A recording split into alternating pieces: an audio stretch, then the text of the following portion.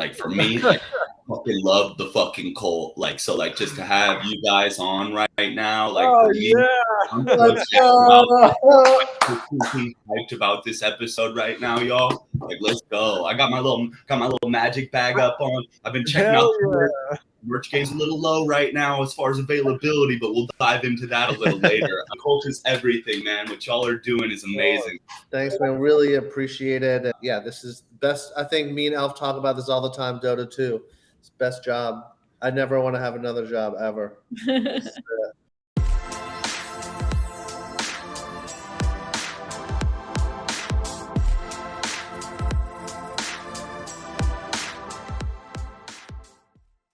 First of all, let's do a quick introduction. If you guys want to say a couple sentences about yourself. Elf, let's start with you. Yeah, I'm Elf J Troll on Twitter, the artist and sort of lore writer for Forgotton Runes. Just been working in video games and animation for 10 plus years. The whole time I've always been trying to get my own show or project or game off the ground, and I never thought that blockchain would be the doorway into doing that, and here we are. What's up, Bear?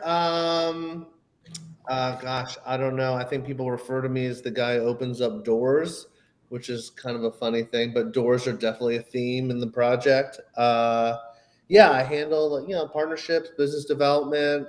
Elf calls me, wants to make a TV show. We make a TV show. Let's make a comic.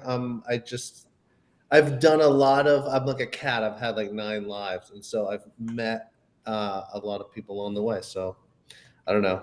People tend to pick up my phone calls because I'm a nice person, I guess.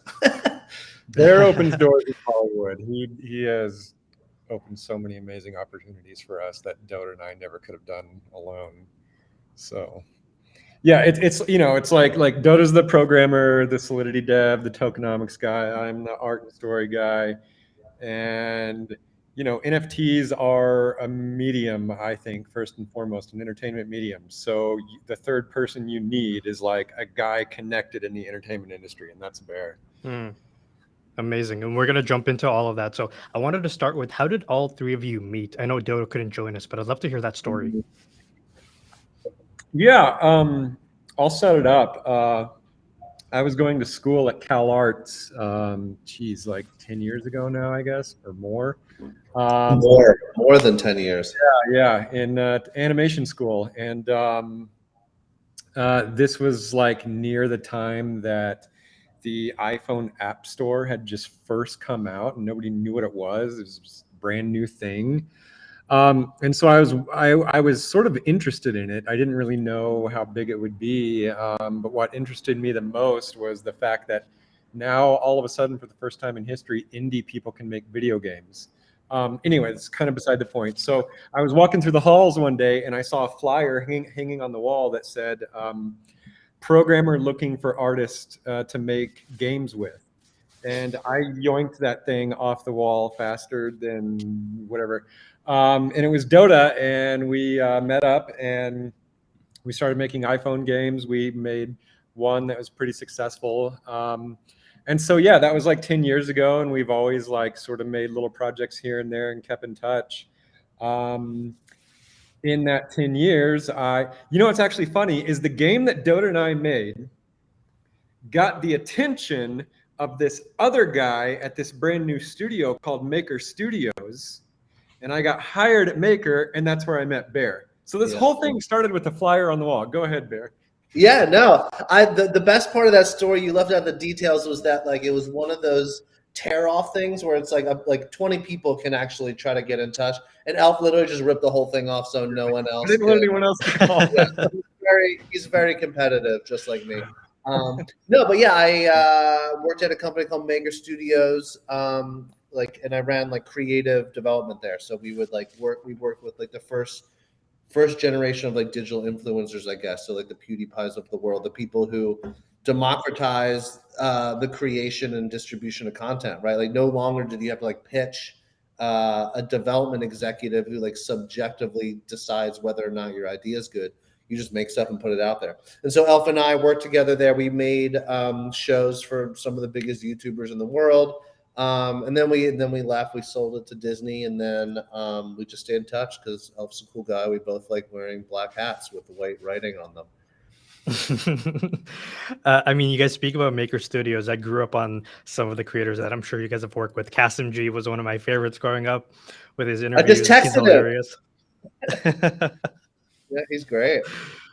You guys are really focused on the community creation aspect things, it seems, and I absolutely love that. Like, I just picked up a Wizzy with a cannabis potion, and like, I don't know if y'all like, I do a few things in cannabis, and so like, I'm super hyped to start writing in like that one select facet, right? So like, I don't know. For me, it's just like, as a creator myself, as a writer, it gives me like my brain already starts rolling in alternative opportunities that I can try to bridge in from where I'm at out here in Humboldt County, right? So like, I'm in the hills of the OGs with the Emerald Triangle, and like, just building some of that OG lore into what's going on in the fantasy franchise. I'm super hyped to be able to do that, and y'all providing a space for community creators to be able to express themselves in a way that's truly authentic to you, right? Like, that's a really beautiful thing. It's lore, not right, and that's something that I'm 10 toes down right now.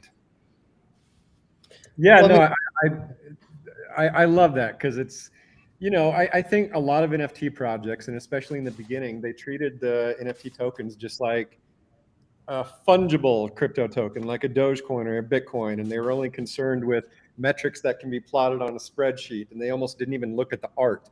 Like, as soon as they minted it, they went immediately to the rarity metrics and like, did I get a rare one? They don't even care what it looks like. They don't care about the story. And so, you know, we immediately identified that as like, that doesn't seem right. And so let's focus on the lore and the art and the creativity, and like, just screw the rarity metrics, screw the whole floor talk. That stuff will follow as long as you can prop up what's more important, which is the aesthetic and the story. So yeah, I think that's one of the major distinguishing features of Forgotton Runes. Yeah, and it's like, and I also think like the idea of like building tools that like reduce the friction of creativity. You know, not everybody feels comfortable painting or doing art or writing music, or, you know, even just like writing a story creatively. And so, you know, and this was something that Alpha and Dotta cooked up really early on, was this idea of the book of lore, right? And so, you know, I think without enabling people to do something a little bit more easier, it's difficult. It's difficult to not just be like a shit coin with a picture, right? And so in this element of the book of lore, it gives a place for people to come and centralize that storytelling. And then of course it plays right into everything that we want to do. And you know, you mentioned speed running, which is a term that we use often. And I think the only reason we're able to do that is because we're building alongside the community. You know, the community's telling as many stories or more stories than us that we possibly could. And so, you know, taking those stories and implementing them into larger media expressions like a game or a television show or a comic book, I think that, you know, we all grew up watching things on television or playing video games, and not really, you know, beyond just being a fan and like playing the games or watching the shows, you really didn't get to participate in it. And so now this idea of like being able to be next to the creators and build the world next to them, I just think that is, I mean, there's nothing more Web3 than that, you know, in my mind. Yeah, two questions. Before we go deeper into all that you're creating with the wizards and stuff, I would like to pick your brain in something a little bit more general. We know that like great teams and great founders, they obviously have a bigger idea of the whole NFT space and what is going to happen. So what I would like to know is, what do you see the NFT space? Where do you see the NFT space going in the next 5 to 10 years? And like, what is the next step for the whole NFT space, in your opinion? If we're talking about like art NFTs, then yeah, I think there's going to be just a stronger and stronger pivot, like away from Silicon Valley and more into Hollywood, or just more into the entertainment industry at large.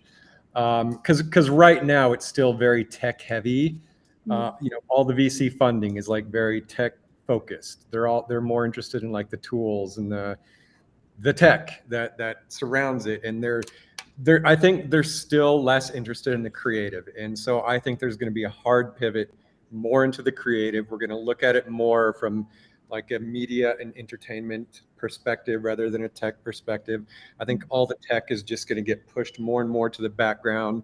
And we'll use it when it's relevant. We'll use it when it's useful. We'll use it to like push the medium. But still, at the end of the day, I think it's a new form of entertainment that can tell stories and put characters front and center and help audiences connect to characters even more. That's just gonna be more and more important. And you know, I think like that idea of audiences connecting to characters, that has always been central in every medium since like the epic poetry of Gilgamesh. But I think like NFTs bring that whole connection to a brand new level that was never possible before, because they literally own the character, and that ownership is validated. And you know, so with a project like ours, we are trying to really emphasize that component of it. Not only do you own the IP, but you can literally develop it yourself and bring your own personal stories to that character. And then we at Magic Machine will put these stories front and center. Like I just proofread the first like 6 issues of our comic last weekend, and oh my God, they're so great.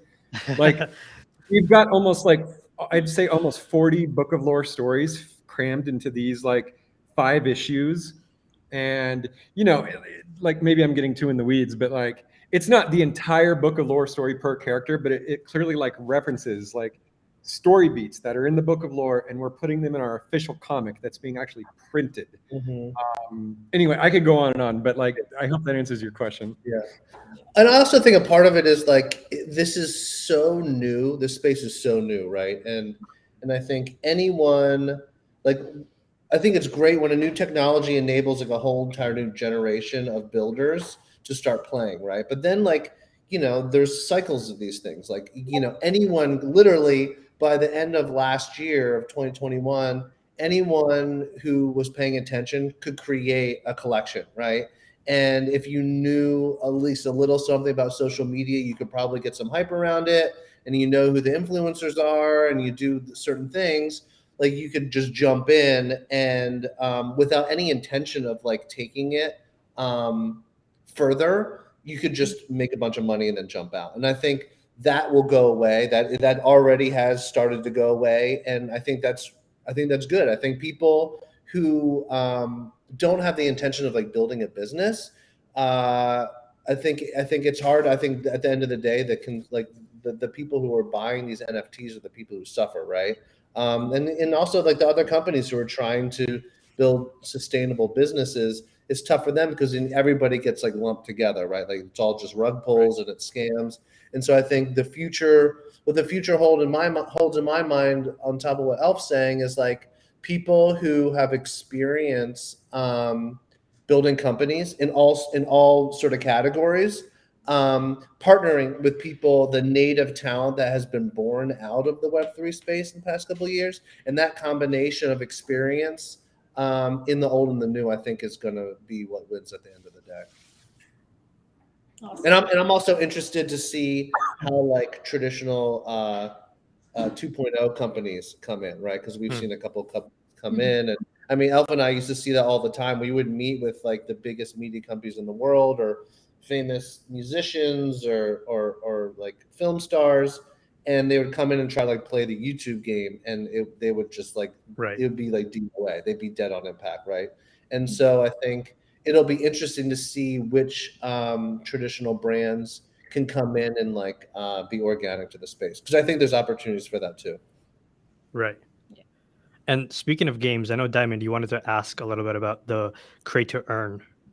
Like what y'all were just saying, like, so for me, I come from a data research background. I don't have any connections to the larger, like what building looks like in Web3. And so hearing what y'all are like, the way that it's like create to participate almost, right? Create to earn is one thing, but like create to participate even, and then have that reciprocity, the symbiotic relationship to know that you're having the support of Magic Machine, what's going on with Forgotton Runes Wizard Cult, right? Like what y'all are doing on the business end, to have that means the world for us as community members that don't come from a creator background, right? And so I think it's a really, really beautiful bridge to be able to present opportunities to community members that wouldn't have went into those facets otherwise. And that kind of leads me into this next question, right? With what's going on with the Runeverse and the create to participate aspects in that. What are some of y'all thoughts as far as create to participate?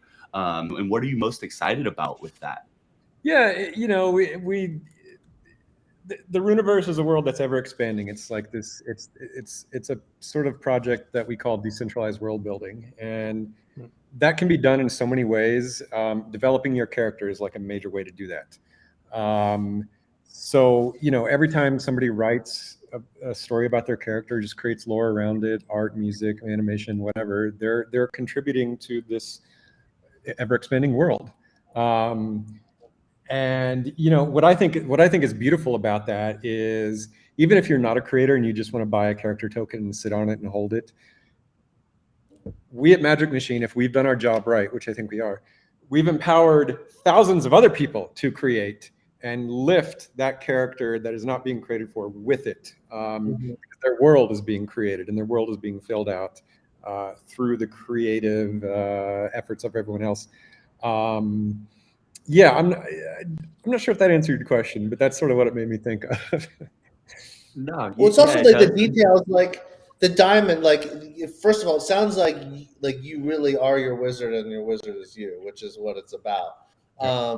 Especially this new one that you just picked up. But like, I think just to take that thread, this idea, like I was texting back and forth with Derek Kolstad, who's like writing our TV show, and he was like, hey, what do you think about including this? Or what do you think about including this? I haven't even told you, Elf, but you'll be psyched what he wants to pop in there. But he's essentially going through the book of lore. He's looking at our Twitter accounts, looking at Discord, and pulling things out that are being created by the community. And they're literally being implemented into the game, into the show, into the comics. And I just like, I think there's a lot of ways. Like Elf talks about decentralized world building, and it's a beautiful thing. But I think like that can also go wrong. You know, it's not easy to like, you know, some people would say, well, you need something to sort of lead the crowd. And so to be on parallel at the same time is a balance, right? And so I think the way we look at it is, you know, we bring people in to help build the game. We bring people in to help make the television show. But you have to find people who sort of jive with like how we're doing this, right? They have to know that yes, they're creating an extension of the world, but if they're going to do that properly, if it's going to land properly, they really need to understand what's actually already happening within the community. Yeah, they you know, I always tell our outside creators to use the book of lore as a major piece of your source material. Even better is if you go on to Twitter and Discord and just look at the culture that's being built, the memes that are being shared. You know, what's beautiful about Forgotton Runes to me is I always say that the Runeverse is a reflection of the real world. The phrase "I am my wizard and my wizard is me" is not just an empty catchphrase. There's a reality to it. I actually see these wizards as literal avatars of us. And if you want to go even further, I would say that we are avatars of the wizards. The grand narrative of Forgotton Runes is that the technological singularity will occur, perhaps even in our lifetimes. And at that point, the metaverse and the meatverse will merge, and we will literally become our wizards, or anything we can imagine, frankly. But you know, if that's the case, then that's very magical, and I think the Runeverse is well positioned to handle that sort of magic, especially because we're dealing with archetypes that humanity has been toying with since its inception. So I don't think there's any chance of these archetypes going away. They are deep within our psychology. They're deep within the evolution of our brains. The hardware is what created these archetypes. And so Forgotton Runes is just an extension of that, that Promethean torch that has been passed down to us from Mount Olympus. We're carrying that on through our technology and through our stories and through our lore. So yeah, I mean, you know, Forgotton Runes is not just like some empty fantasy story that just happens in a long time ago in a galaxy far, far away. It's happening as we speak. It's being developed right now. And it's well positioned to carry into the future, I think. Yeah, that's great. And the fact that the community is so into it, and you connect what the community is creating with what you are creating, that just, it's the best part. I don't know if you know, but the three of us at the Dem Show, we were included in the 10KTF lore when they put us as captains, and that was like incredible for us. It's like one of the best weeks ever for us, absolutely. And I can see how the Forgotton Runes Wizard Cult is doing kind of the same thing in so many other ways. So me, myself, I'm trying to get into the cult. I'm going to get into the cult very soon. And so I have a question about the community. How would you describe the cult? How would you describe your community? Because I really want to know that. It's a full-on cult. Yeah, it's in the name. No, here's like we deliberately chose the word cult because of how loaded that word is. But I would say this: the major distinguishing feature between our cult and your typical cult is there's no dogma. Whereas cults require you to conform, usually to some charismatic weirdo leader. We have decentralized that, of course, and we encourage everybody to be their own leader. In fact, we encourage them to put their rune on the door. Everybody has a unique rune. Everybody has a unique mark to put on the world. That is the central motto of our whole project. And so what that means is, that means to engage in the act of creation, which is almost synonymous with magic. When you engage in the act of creation, you are almost becoming a wizard yourself. And so, you know, when you write for your character, it's more about empowering yourself. It's more about speaking your own truth and putting your mark on the world. That's essentially what our cult is about. So it's a leaderless cult. It's a non-dogmatic cult, but it is a cult that empowers you as a human being to express yourself. I would say that's the main feature of Forgotton Runes. Yeah. Yeah, I also think, like, you know, we have incentivized people, like, because of that, we've incentivized people to create, and I think we've doubled down on that core audience, right? On the core cult members who write stories, who are making their characters legendary. They're rewarded for that, right? And that's a double-edged sword, right? Because that's like a subset of already a small subset of the NFT, larger NFT world. And so some people are like, you know, when airdrops for everybody and all that stuff. And we're doing that stuff. But I think people are quick to scale the size of their audience. And I think sometimes that that sort of corrupts the core. You know, like we're pretty patient people, and so when you double down on your most active members or community members, I think that gives you the heartbeat that will carry on for a lot longer. I think I tweeted the other day, like, who wins, the hare or the tortoise? And I think, you know, Dotta's response was the hare that doesn't rest, which is partially true. But, you know, it's the tortoise. It's like, you know, if you like put blinders on to a degree and don't worry about what other people are doing, if you don't worry about what happened yesterday or what's happening today or what you think is going to happen tomorrow, and you keep your eyes on what this thing will be in 2, 3, 4, 5, 10, 25 years, I think you're going to end up in a place that at least you have an opportunity to end up in a place that you're building something real and sustainable. And so yeah, I think it's doubling down on the people in the cult that represent what we think this is all about. Yeah, so I think one of the bigger theses that we have at the Damn Show is that it's a marathon, not a sprint, no matter where you are, no matter what you're working on.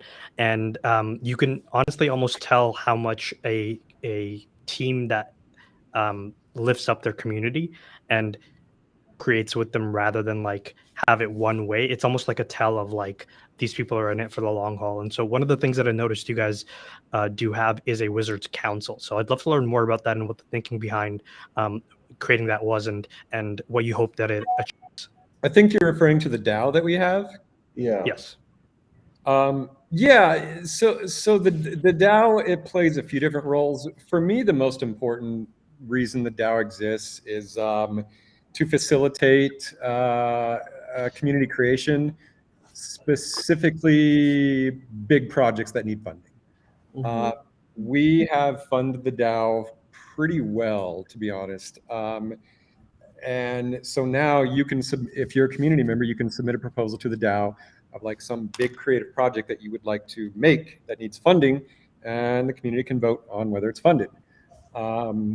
You know, because every day we see community members creating like little stories, illustrations, little animations, things that they can fit in their spare time and essentially work on them for free. But sometimes somebody wants to make like a full novel or a full video game or like a full film or something, and that's going to need funding. And so that's the point of the DAO, is to enable these larger projects. Right. Yeah, and I also speaks to like well, there's this whole huge conversation around IP rights and CC0 and the other side, and so I think for us, our stance is IP rights are completely useless unless people care about the IP, you know, and so there's a lot of arguing over what rights do you know, NFT holders have. And I think there needs to be more concentration and development around like how do you empower people to use those rights. And so the DAO helps, like I was saying, it's like someone has an idea and it's bigger than them and they need help facilitating it and or whatever. It's like the DAO will help you achieve something that you can't on your own. And so this, like, you know, the HOW DAO, the House of Wizards DAO, like is supposed to facilitate that. And so it's just getting started. And yeah, it's like it allows people to make the most of what they want to do. Right. Very cool. Yeah, it's funny though, because it's like Bear and I can say that's what the DAO is supposed to do, but it's kind of an oxymoron because it is a DAO. It's autonomous. Like I don't want to tell the DAO what to do. So yeah, that's our hope. That's our hope for the DAO. Yeah. It's our hope that they do that, but who knows what they'll do? They're a DAO. They're autonomous. So, you know, DAOs are like a freaking experiment, and nobody knows what they're going to do. Completely agree. I think an experiment on top of an experiment. Yeah. I completely agree, because I think about you know, there was that whole CCO debate that happened a couple months back with Moonbirds, and there's this whole idea about every project gives you your IP, but it's like if there needs to be some sort of emotional connection or like a reason for people to want to build on that IP. And I think part of that conversation is that if I start building on this IP, is the team that's running this project even going to be around 2, 3, 5 years from now? Do they care that much about this? And I think it's sussing out like who's really here for the next decade and who's here because, you know, 2021 was this crazy giant bull wave. And so it sounds like you guys are really thinking about all the deeper things, and completely agree. DAOs are an experiment on an experiment. Yeah. No, you bring up an interesting point actually, because not only is a DAO a totally like autonomous experiment, but even our role at Magic Machine is kind of an experiment. Like what I mean is like these tokens are decentralized and there's no central owner in theory. But like we at Magic Machine are constantly reevaluating our position on these tokens, and like, you know, every day like some question about our authority pops up and we're like, should we or shouldn't we? Like there's a whole conversation around dynamic NFTs and like, you know, there are certain components of the metadata we can change for whatever reason we might want to, but then the question is, should we? And so, you know, I think like where we're at right now is like we see Forgotton Runes as it should not be 100% decentralized. Like Magic Machine still has a very valuable role to play. Right. Even though I said a minute ago, like the cult is leaderless, we still do play a sort of leadership role, whether we like it or not. And I'm happily fulfilling that role for now because I have a very strong, passionate vision of where I think Forgotton Runes should go. So I think we're very happy to play this sort of hybrid approach to centralization, decentralization. I think that's the best way to like guide an IP, at least in the first few years, if not forever. So yeah, it's a fun experiment, and we learn and we change and we evolve every day. Yeah, I love hearing the bit about like the DAO is to support the community, right? And we've seen so many facets over the length of the cult where like that community's right. Like Magus Wazar, one of our 10K TFOGs, right? Like with what he did with Cucumb Dogs. And like we know Snoop Dogg's hard at work. We know Dr. Slurp, Lorepunk, Emily, right? Like all these amazing community creators who do some really incredible stuff. I mean, Tana Del Rio's doing Inktober right now, right? And so like unreal, yeah. Just the way that this is all like coming through, Baby Wizard Orphanage, Wizard Punks, Bam Bam doing reads. We love you so much, Bam Bam. Love you, Bam Bam. Bam Bam. But y'all are a community of very supportive builders, is what I see, and so that autonomous, the autonomous ability to jump in and really represent your wizard in the larger story. But like I said, have magic machine behind all this, at least for me as someone who's not really a developed creator, I mean, that's a real benefit for me. It's something that I need in my project, to be honest, right? So, I mean, I guess the question that I have is, was this a conscious choice from the beginning to support community creators and builders and foster a space where they can thrive? Or is this something that just kind of unfolded over time? No, it was a choice from pretty fairly early on. I think like maybe 2 or 3 weeks after the project launched, we went on a D's space, and I talked about the concept of putting your rune on the door and how like artists and programmers and poets and singers we're all wizards and alchemists. The act of creation is it's magical because you're essentially taking raw materials that mean nothing, materials that are valueless, and you transform them into these amazing things that can literally warp reality. So yeah, it was a pretty deliberate choice from fairly early on. Cool. I also think like going back to like what the future is, I think something that obviously collaboration is like core to what we're doing.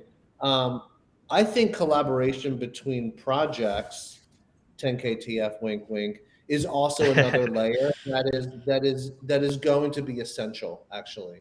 And the beauty is like, sure, like me and Alf are like competitive people, but like we obviously love collaboration. And so this idea of projects starting to like community collaboration is one layer, and then projects collaboration is another layer. And I think it's just so healthy at this point in the game for companies in the space to be holding hands.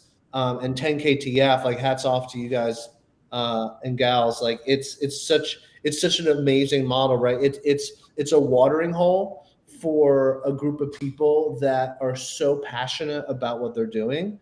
And so I think more of that will be necessary. And we're seeing a lot of that, right? Even like for us, like with this whole like Halloween trick-or-treating event that we're doing, it was really important to us to like invite other people to come in. And there's a lot of ways to look at like why you would do that. And there's like a slew of benefits. But I think first and foremost, projects that are here and plan to be here for a long time, I think should be holding hands with other projects. And there's enough space in the ecosystem where no one has to be like, oh, like they're doing something and we wanted to do it and now we can't do it. I think it's really about like coming together. And so anyway, like 10KTF is a perfect example. We're trying to implement that in Halloween and also in a lot of stuff that's coming up right after. Yeah, that was incredible. Like an amazing idea. Like I love it so much, the trick or treat. But before we get into that, I said before that I was gonna join the call soon, but I didn't say how soon. I'm actually gonna join the cult right now, guys. No, let's go. Wait, because okay, I cannot go all in. Sorry, guys, with a wizard, but I'm gonna go with a warrior for now. Okay. Yeah. Okay? Yeah. Great. I'm gonna upgrade with time, but now I've selected 3 that I like. There are 3 female characters. And I'm gonna show them to you. I want to hear your feedback, and let's see. It's gonna help me. This is a fun activity. Let's go. Okay, I mean, that's what NFTs are about. It's purchasing. It's a social game at the end of the day. So it is. Oh yeah. Oh man. Oh, okay. Helen. I like her. She has a robo dog, which is cool. I'm like, okay, this is cool. Okay, so this is one. Then let's see if I can share a second one. Elf, these names are so good.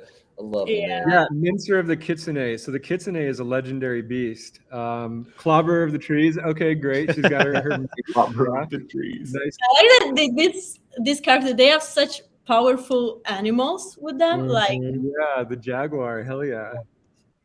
Yep. And then that's the second one. And then let's go with the third one, which is Valentina, it's one of my friends. Ooh, yeah, Slaughter of Rogues. Wow. Like, this is a name that is very used in Italy. Like there is so many Valentina in Italy, and one of my best friends' name is Valentina. So I was like, okay, I kind of like this. I don't know, guys. Like, what do you say? Do you remember my choices?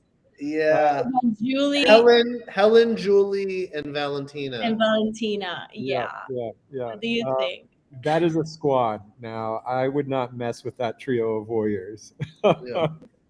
That's what's fun about these, I think, is like it's not just like finding one, but like building a party, a crew, which is like a staple of like RPGs and generally any fantasy property. You think of like the Fellowship of the Ring or like Jason and his Argonauts. Like building a whole crew of wizards and warriors is such a fun part of this, I think.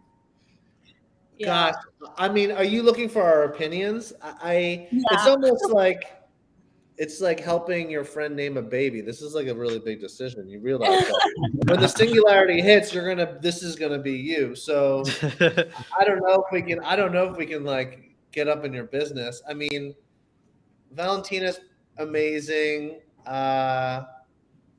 I'd probably vote with Valentina. I'll be honest. She's cool. Yeah, I like the horns. She looks super badass with that weapon. I don't know. And also the fact that it's a name that I really relate to. I think I'm gonna go with Valentina. Let me share 1 second again, and I'll just go with it. Yeah, one fun thing about the names is like so she's called Valentina Slaughter of Rogues. So you can interpret this kind of 2 different ways. She can like be a person who slaughters rogues, or she can be part of rogues who do slaughtering. Like you can interpret it either way. Or Slaughterer could be her last name, and like Valentina Slaughterer. So you can interpret it so many different ways. I have a friend whose last name is Slaughter. Actually. There you go. Okay. That's interesting. Okay, let's see how long the blockchain is gonna take for this. Let's see if Dotta's coding actually works. we need devs need to do something. Oh yes. There you go. Yes. Let's go. Yeah. That's good. I'm feeling left out. I'm gonna have to make a purchase very soon. But I wanted to ask actually about the names. There are some of the most interesting names, and there's obviously 10,000 in your collection, and you have the additional collections. How do you guys think of that? What's that process like? That's an elf question. Yeah, I do a ton of research. That's another fun feature of Forgotten Runes, where the names and like the heads and the bodies and the weapons and like every component in the NFT is art directed. Most collections, they make all the art and then they just push it through a generator to make all the combinations. That's it. Mm-hmm. We tried that in the very beginning, but the combinations, like so many of them were just ugly and had no identity or no unity or like no harmony. And so Dotta built this excellent little feature in our generator called Affinity, where it essentially allows me to give art direction to every single piece, every single name, like all of it. And so with this art direction, it assembles the characters in much more art directed ways. And so, yeah, like you pulled up a warrior that clobber was in its name. Like you wouldn't think of a sword clobbering something. You think of like a mace or some kind of bludgeon clobbering. That was intentional. That was pushed through our generator so that only like bludgeon type weapons have a name clobber attached to them. But yeah, I mean, beyond that, like I do a ton of research. I research names across the globe, across history. I research names of weapons, like Forgotten Runes is honestly really well researched, just through with literature all throughout history.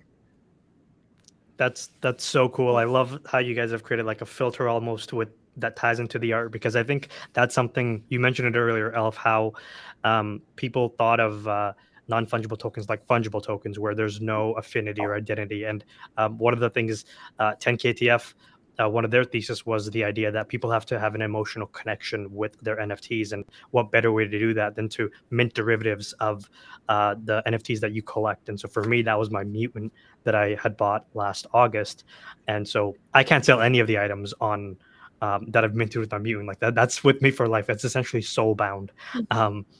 But I wanted to move into from that to the trick or treat event, because it's something that we've noticed. It's this co-creation with communities, and so we'd love for you guys to set up for the listeners what the event is, and we'll jump into a little bit more of the details. Yeah, I can. Bear, do you want to tell the how, and I could tell the why? Yeah. So, I mean, the raw mechanics are if you own a Forgotten Runes character token, and if you own a collection that is included, there's 10 collections, the blue chips or whatever you want to call them. You basically come to our site, ForgottenRunes.com, and the setup is like obviously trick or treating, and Halloween is a real thing in the Runeverse. And so you go and you walk as your character up to the Nightmare Imp's door. The Nightmare Imp is one of the 6 beasts that exists in our world. And you knock on the door and you either get a trick or you get a treat. We're not revealing a ton of information about like what those things are exactly, but they're 1155s. And one is sort of a fun trick of a visual nature, and the other is a how are you talking about that collection, Alf? It's like at first they started off as candies, but Elf can't help himself, and they turned into a whole vast array of sort of world building items. But essentially, you get one or the other. And if without going too deep, like last year we had the Great Burning, where you could turn your wizard into a soul. So if you did that and you're a soul, you have like 100% chance of getting a treat. And if you're a wizard, I forget the exact ratio, but like I think it's like 75% chance you get a treat.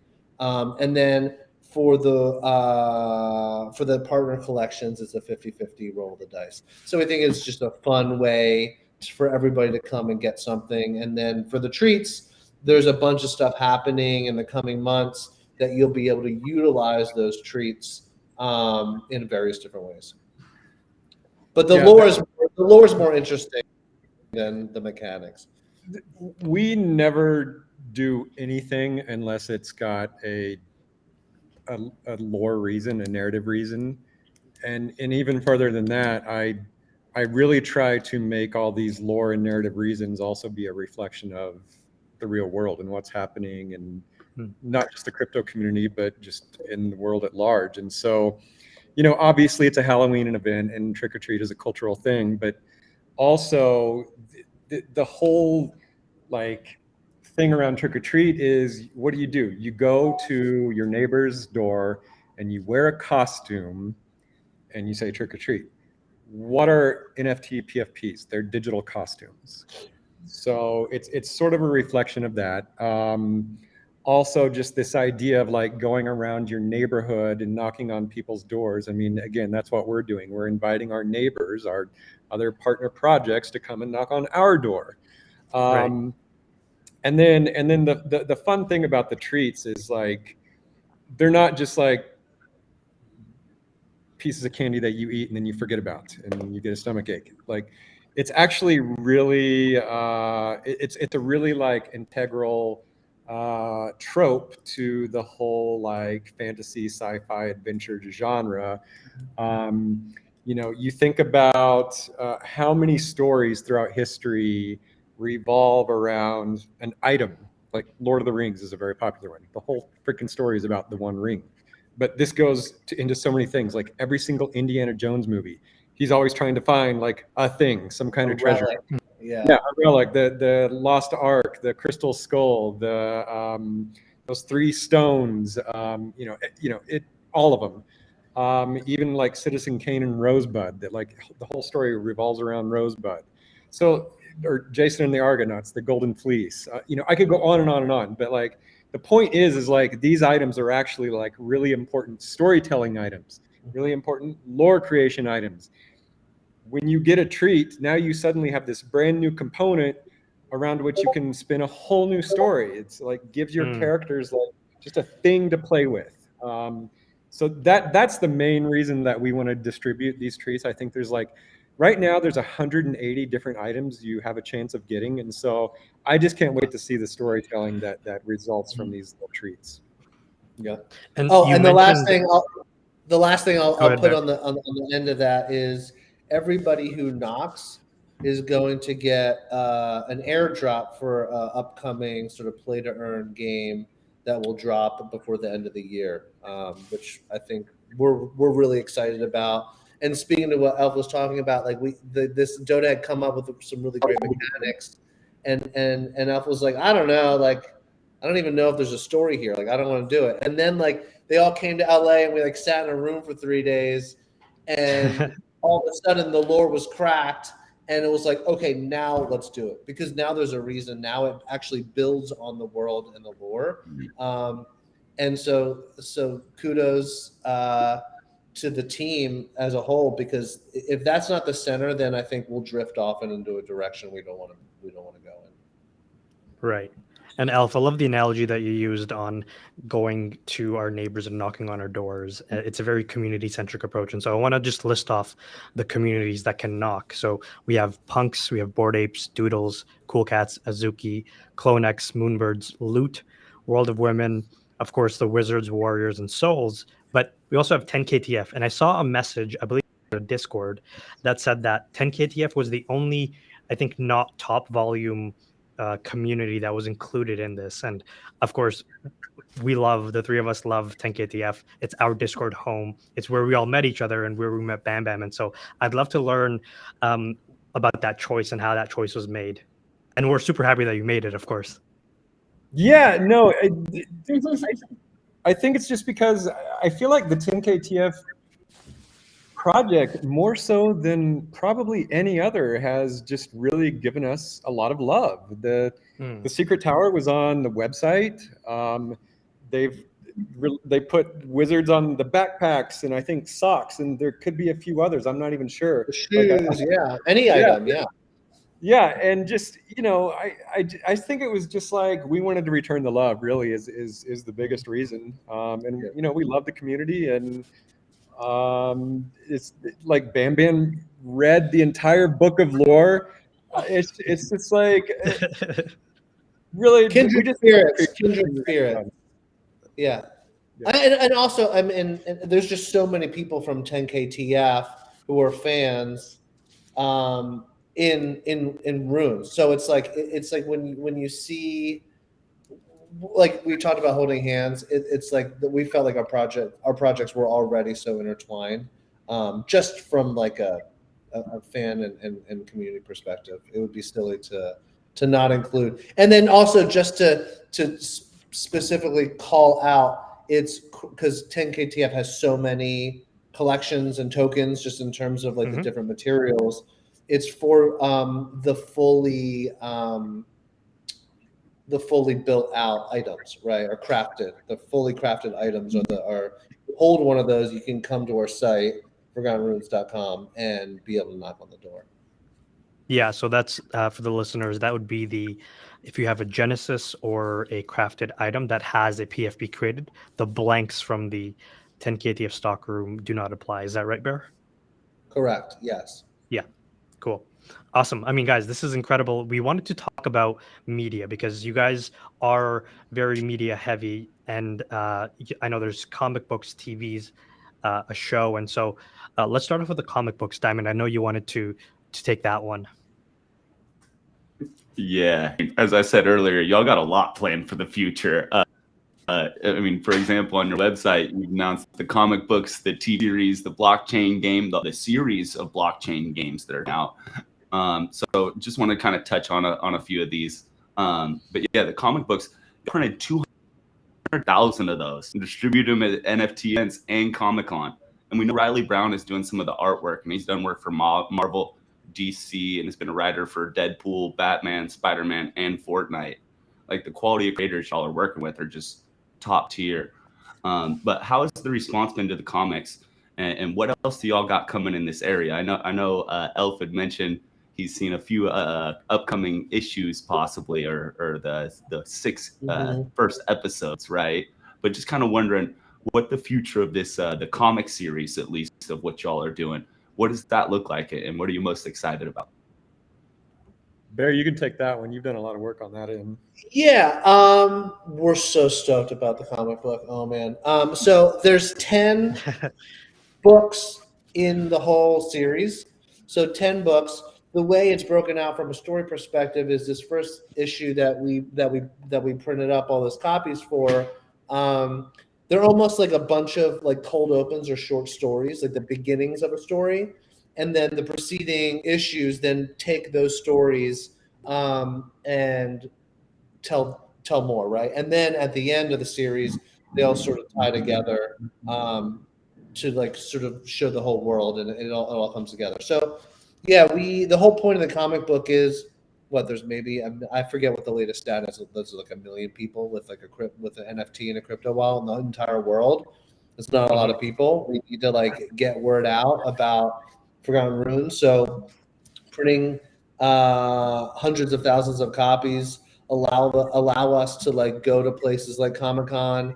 And those are our people, right? These are our people. These are people who love fantasy, who love like dressing up, who look at these archetypes that Elf has leaned into so hard, and really own those things. And so it's about connecting with people who may not be able to figure out or care about like the barrier into Web3, and like physically handing them a comic book from artists that they already know, I think is a really powerful thing. So it's really about brand awareness. Riley Brown is signed on to do all the remaining 9 comics, which is amazing. He did the cover for the last one. So that's badass. We also, we're pretty close to finalizing a deal with a major comic book distributor. So that's really exciting. And yeah, if we're going to do comic books, we want to do comic books in the right way with people who've been doing it for a long time. So yeah, lots planned for the comic books. And then of course it's an opportunity to sort of weave in some things that are being made by the cult themselves. So it's cool. The comic book does so much for us. I just love it. It's like, number one, it's obviously a storytelling medium. So it's a way for us to get more stories out there. Stories that Magic Machine creates, but then also stories that are pulled from the book of lore and just showcase cult member characters. It's fun because it's a physical item, which is like a rare thing in the whole NFT community. We love the idea that we printed 200,000 and we're handing them out to people on the street who may not know what crypto or an NFT is. And it's just, yeah, I mean, those are really the two big things. It's just, it does one other thing. Like, it's sort of like defining a pipeline for at least me when we engage with outside creators. What I mean by that is, like, our comic writer's name is Joe, and I'm like the first month or two he started writing, it was really hard to onboard him onto what exactly we were doing. And I was like, Joe, just look in the book of lore, look in the book of lore, look in our Discord, look at Twitter. And that's a weird direction to give to somebody who's like a traditional entertainment creator. Right. Well, it's like putting a fire hose in their mouth is what it is. Yeah. But now he's getting it, and he tells me all the time how much he loves looking in the book of lore for content to fit into his stories. And the first few issues were he's kind of getting it. After that, it's he's totally got it. And just there's so many fun ways to work book of lore stories into these mainline narrative threads. So yeah, it's sort of like a good proof of concept that I'm going to hold up to the TV writers and the next comic writer and just whoever else wants to engage with us. Mm-hmm. Yeah, and just really quick, as a reminder for everybody watching, you can go on Amazon and get one of these Forgotton Rune episode 1, right? The first comic book. You get it for free, y'all. So don't miss out on these goodies out here. There's opportunities moving, right? So if you're looking for a little cult lore, having it on your desk or maybe next to the shitter in your bathroom, right? That's kind of how I get down. A great reading material, and it's free, y'all. So order those things up. We'll be sure we put the link down below in this video. Yeah. And also you can, and if you just want to read it, you can go to our website and literally there's a whole digital copy of it that you can download too. Cool. So yeah, it's all free. Everybody loves free. Awesome. I love all the content that you're putting out as media, but if I have to talk about myself specifically, I love to watch TV shows and stuff like that. I also like to party. Your party at NFT NYC was incredible. I had so much fun. Really loved it. So there. Many, right? We were all there. So many grails. So incredible. So congrats for that, guys. But going back to the TV shows, so we know obviously that you have also a TV show going on, and we're talking about big names, big production Titmouse. And so first of all, how did you get into a partnership with them? And on second question is what are the complexities? How difficult it is to get a show to production? Because it's hard. Let me just say real quick. Do you remember in the beginning when I said Bear is the guy who opens doors in Hollywood? This is his question. I'm friends with. I used to be a writer for film and television, so I used to do rewrites for DreamWorks animated feature films and sold some pilots. And so along the way, some of that was animation. So along the way, I just met a lot of people. And so shout out to Chris Pronowski, who started and still runs Titmouse Studios. If you don't know who they are, they've been around for, 25 years at least. He worked on Beavis and Butthead, wow. Old school. So he's been around for a long time. And now they're a global studio. And so I called him and I said, hey, I'm working on this thing. It's about wizards. And he's and before I could even finish, he was yeah, I'm in. Let's go. And so, he's a huge D&D guy. And we just have a good rapport. And he's a great dude, super creative. And so And like his studio, Titmouse, is like they produce like 2/3 of all of Adult Swim shows for like years. Wow. It's opened up a bit in the past 5 years. So really great studio, a ton of talent. So they're a production partner on the show. We did that 90-second trailer that you can see on YouTube. Maybe we can link in on it. And then you know, just making the animation is one piece of it, but like you need to find someone who is a master storyteller. One, has the talent, right? But then two, has like the gravitas to like walk into these streamers or any of these buyers or distributors, and they have to trust that person to be able to like write a show, write scripts, and direct a show that's going to be good, right? And so that's where we brought in Derek Kolstad. And it was a similar conversation. I had worked with him. I had made a VR film. I developed a virtual reality film with him years ago. And so I reached out and we went out to lunch, and I sort of told him about this whole entire thing. And he is like, for all the success he's had, and he's had a ton of success, he created and wrote all the John Wick movies. He's, you know, written and produced Marvel television shows. He made this amazing movie, Nobody. I'll plug that because that's an incredible movie if you haven't seen it. But he's a master storyteller. He's got a ton of respect in the industry, and he loves Forgotton Runes. He was actually writing the Dungeons and Dragons movie a couple of years ago, and then like Hasbro bought Wizards of the Coast, and then so he dipped out. Anyway, so like this is his chance to like get back in and help build a huge fantasy world. And I don't think there's any two partners better to have than Titmouse and Derek. And then of course, like we're leaning in. Elf does a lot of work to make sure, just like he does with our comic book writer Joe, to make sure that it's in parallel, it's in line with the types of stories and the characters and the themes and the tone. And so yeah, we're working on that. And I don't want to give too many details, but you know, we're still working out the distribution piece of it, but it's looking really good. We're super stoked. Again, like it takes 18 months just to even when you press go on production. So it'll be a little while before it comes out, but just know for anyone listening, like we have the best in the business making this thing come to life. Yeah, TV is a really difficult and slow business, but I do want to share a fun anecdote throughout all of it. Another door that Bear opened was getting Christian Nairn, the actor who plays Hodor in Game of Thrones, to narrate our trailer. Mm-hmm. And so, you know, it's just a continuation of the door theme. Obviously, Hodor is really associated with doors. It's in his freaking name. Yeah. And during the voice session, there's a line that is, they're putting their rune on the door. And so as I'm giving him direction on how to read this, he goes, I'm never going to get away from these damn doors. But that was another amazing door that Bear opened. And there'll be more of that, right? There'll be more of that where we're going to like cast the shit out of this thing. Let's just call it Cool. what it is. We want to get a lot of exciting people in on this. But more to come. It's slow going as television is. I think that's one of the hardest things, right? It's like Web3 moves so fast. Something happens every week that like even by like a couple of degrees changes the trajectory of the entire space. Meanwhile, we're trying to do stuff that like takes years.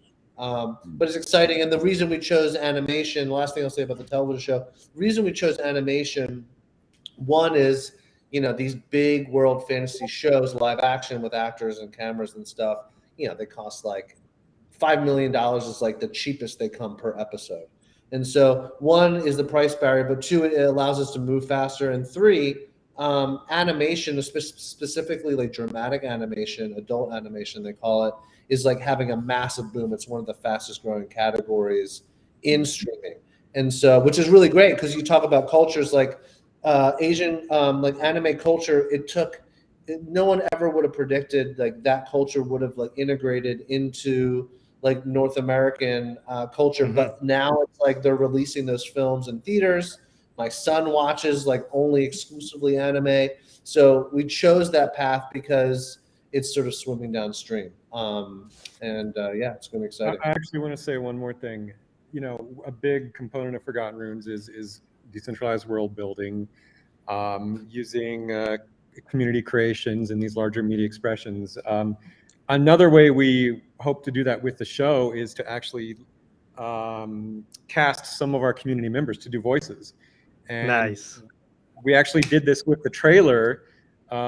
Shark Child, shout out. Shark. One of probably the best lines in the trailer, which is "Behold my quantum style."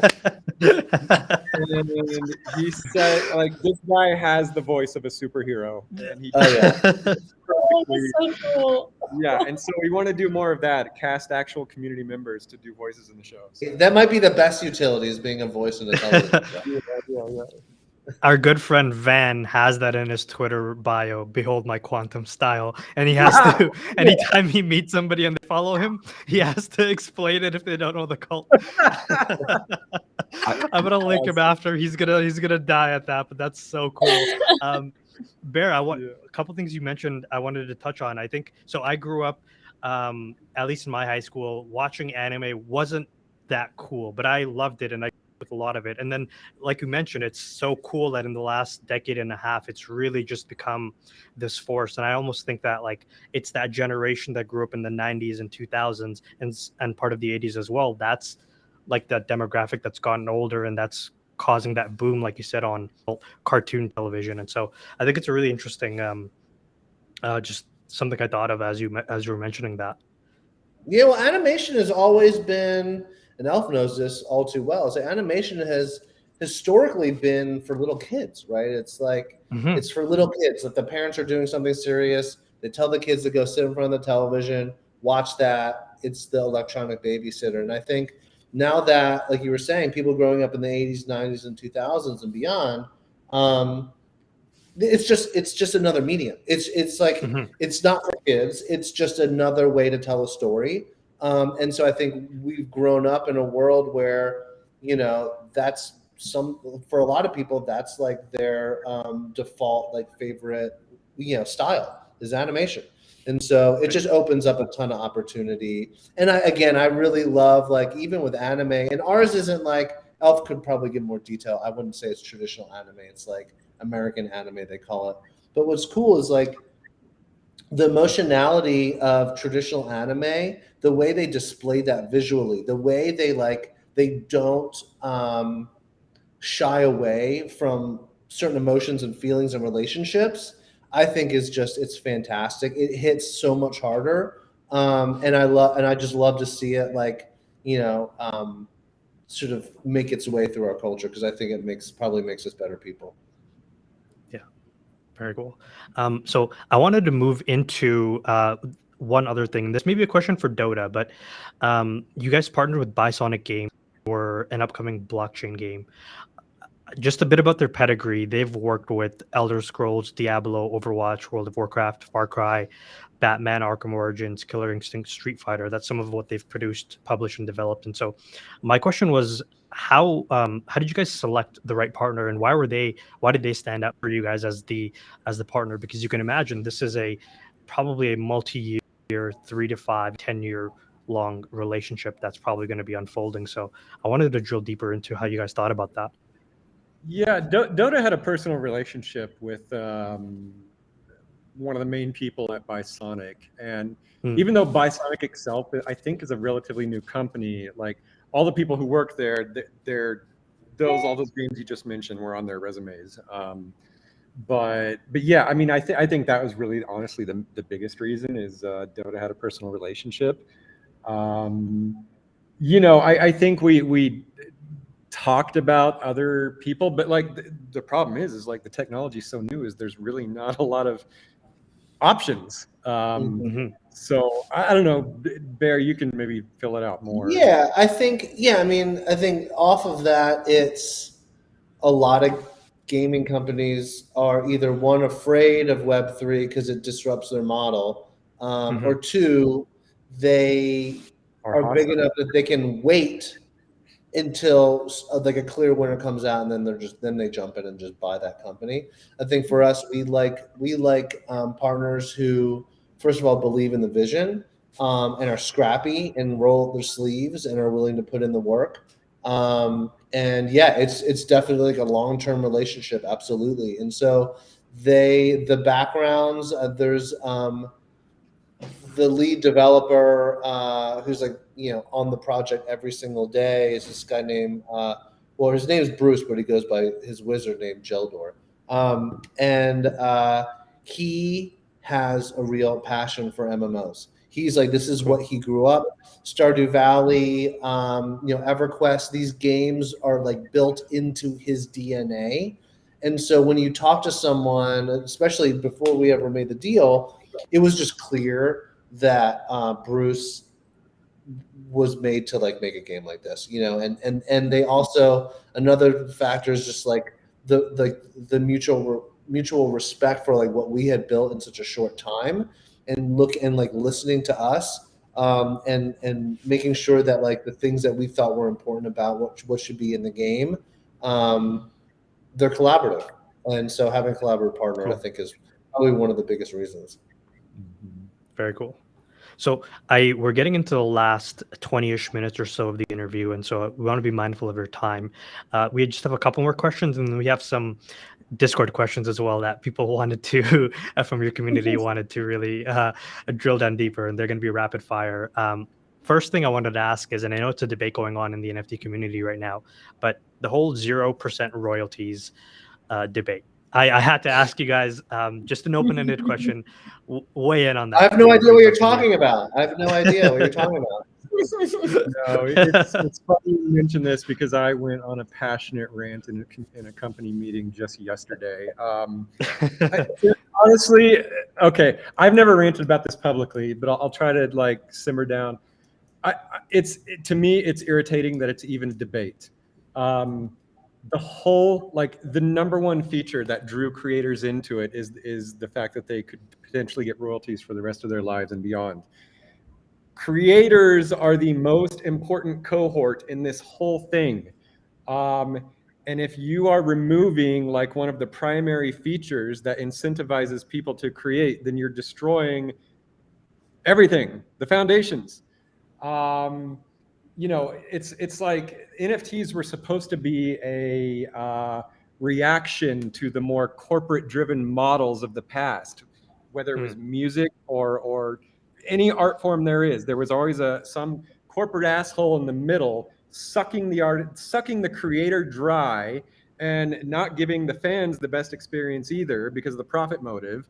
And NFTs come along and cut that middleman out. And now we've got these markets who are the new middleman and like screwing over the creators, and it's not good, and we need a solution to it. That's my short rant. Yeah. My shorter point is that, I mean, listen, I think like you start going above 10%, it's like obnoxious. I think, where it started out, I think Wizards at 2.5%. I think if you take the outliers who would ever try to take more than 10, I don't think anyone's ever said like, I'm not going to like buy this project because like the royalties at 5% or 2.5% or so. It's like, that's not a decision. Like, people don't make their decision based on that. I think, and honestly, I could be wrong. And I said this in our meeting yesterday. I'm actually not even concerned. I think developers we have some of the smartest developers in the entire world working in this space. I actually think there's going to be like a whole suite of solutions to protect your NFT collections from marketplaces if you choose to do that. And by the way, I think there's going to be cases where maybe it makes sense for a project to have zero royalties. I think every project has a different vision and wants to do different things, and sometimes it's going to make sense to have zero royalties, and you should be able to set that. But I agree with Alf. I think the creator should be able to make that decision, not a third-party marketplace. So switching gears, I know, Bear, you posted a question, and we had a friend tag a few of us in that. You mentioned a hypothetical. Maybe please take that away. Yeah, of course. First of all, we're all going to Miami. just for your information. Yeah. So, you dropped this tweet about a possibility of having an in real life event in Miami. So the question is it still a theory? Is it still a maybe, or you're actually in the works of some, like you're actually planning something right now? Okay, so I will say this. So Elf and I are definitely going, and we'll be down there for at least a week. It's not going to be what it was in New York. That's for damn sure, because there's just not enough time. That nearly kills me and some other people on the team. I don't see how we get away with going to Miami and not at least having a meetup and hang out with a bunch of wizards. So I definitely think that if you guys are available, we'll see each other face to face. But we'll come up with something fun. We'll come up with something interesting and fun.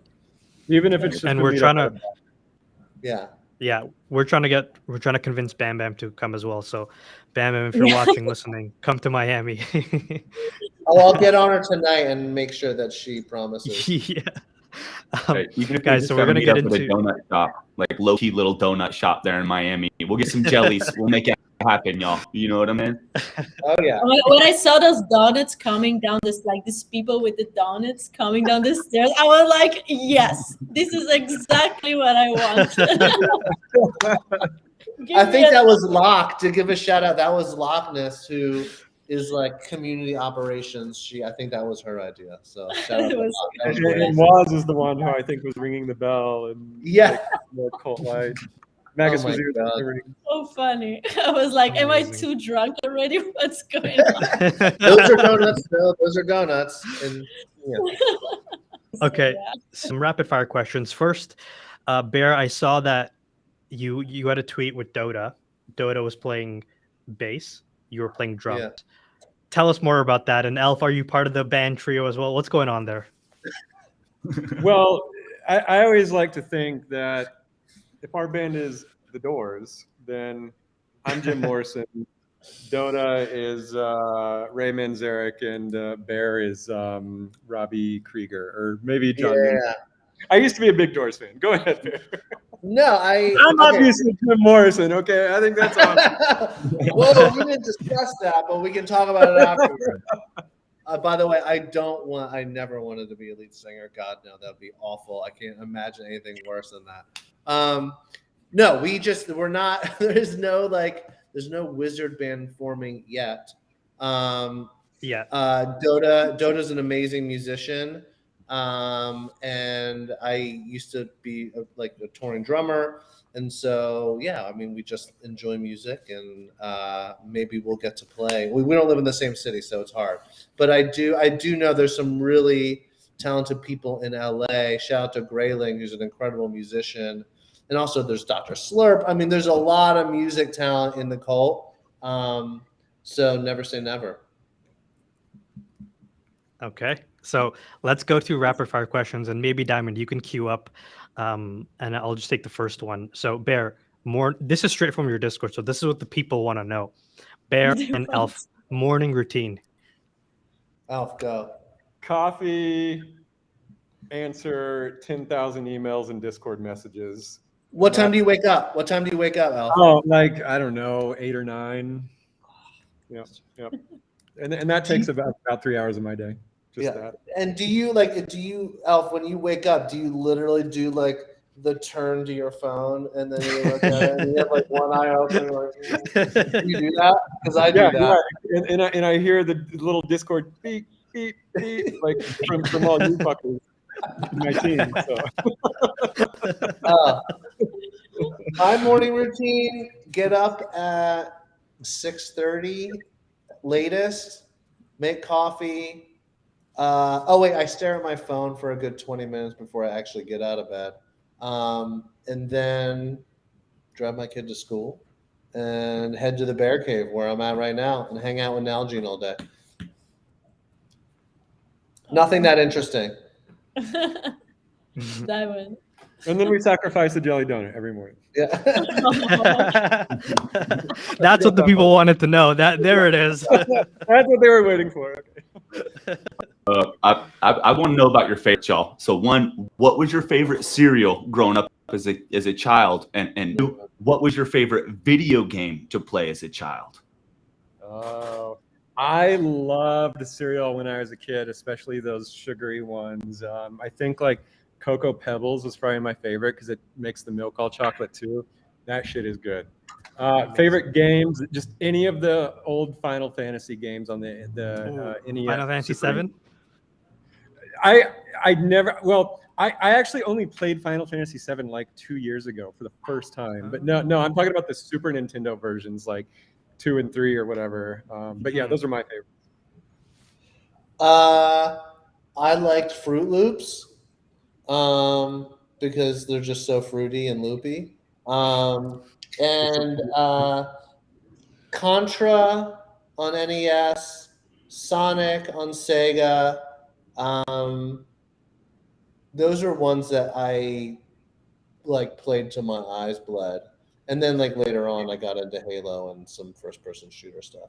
Oh, and Elden Ring. Most recently, Elden Ring is. I mean, Elf, did you end up playing that? I want to when I find the time. Yeah, Elden Ring is on my list. Yeah, I don't know if you all have seen that game, but it is incredible. I want to make a game. Like someday, we need to make a Forgotton Runes video game that's like Elden Ring. That's goals. That'd be awesome. Ooh, cool. Big goals. Damn. Yeah, big goals. Okay, next we got, what's the difference between a goblin and a kobold, and are kobolds green or yellow? Okay, it's so funny. I was literally thinking about this today as I was walking to the coffee shop. So there's actually like 3 sort of goblinoid species. There's the imps, the kobolds, and the goblins, and they're all sort of related, but they're different.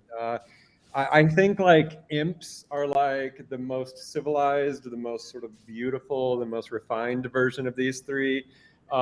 Goblins are like the most crude, disgusting, grotesque version, and then the kobolds are somewhere in the middle. Are kobolds yellow or green? You know, this is a huge debate in the cult, and we stand on opposite sides. But I think it's pretty obvious they're yellow. So yeah. It's tough having your lead artist colorblind, but we'll get there someday. I take it you think they're the opposite bear? Yes, absolutely. Okay. All right. We're gonna end off with a very, very simple one. Pepsi or Coke? Dr. Pepper. Keep it simple. Nice, Elf. I don't even know. I feel like it's called the Pepsi Challenge for a reason. Let's hit Pepsi. Pepsi. Done. Okay. Coke. Whatever Elf likes, I want the opposite of that. Yeah. And speaking of soda, y'all, like if these trick or treats things are going out, I don't know. Void disciple Malcolm of the Havens, he's got that cannabis potion in his hand. I'm trying to find me a little soda can in there so I can poke some holes in it when I'm out in the woods and get down with the get down. You know what I'm saying? Just throwing it out there. You might be pleasantly surprised. You know what I like about the cannabis potion? The beaker that it comes in actually kind of looks like a bong. So and it has like I zoomed in like the very top of it. It's got like little red trails coming off the like where the cork is. It's got little red trails in the cork at the very top. Elf, I'm gonna work on some things with that, my guy. Just know that I'm hyping down with Malcolm of the Havens. We're gonna do some wild stuff. Guys, thank you so much for this. This has been an incredible interview. I appreciate you guys jumping on and sharing your vision for what you guys are building. I'm literally right after this, I'm buying a warrior. I'm jumping into the cult. I got such a warm welcome. So look out for that. And yeah, guys, once again, thank you, everybody. This was amazing. Thanks so for when guys. is the trick or treating starting? We didn't say that. Oh yeah, so we'll end with that. Yeah. Thank you for having us. You guys are awesome. Love 10KTF. Love that there's community shows happening over there. It's so much like what we're doing over in Forgotton Runes. Halloween starts. I think we're doing 10 a.m. Pacific time on October 28th. And then it ends on the 31st. I don't know what time we're ending on the 31st, but you will not be able to knock before or after that. So get on your computer. I think there's a bulk knocking function, Elf, if I'm correct. Yeah. You could, if you have 50 characters, you don't have to connect 50 times. You can do it all in one go. Yeah. You'll see. You'll see. Yeah. The 28th to the 31st. We hope to see you there. I hope Valentina gets an amazing treat. And no trick. And thanks again for having us. Thanks, guys. Thank you, everybody. Awesome. Okay. Thank you. Thank you.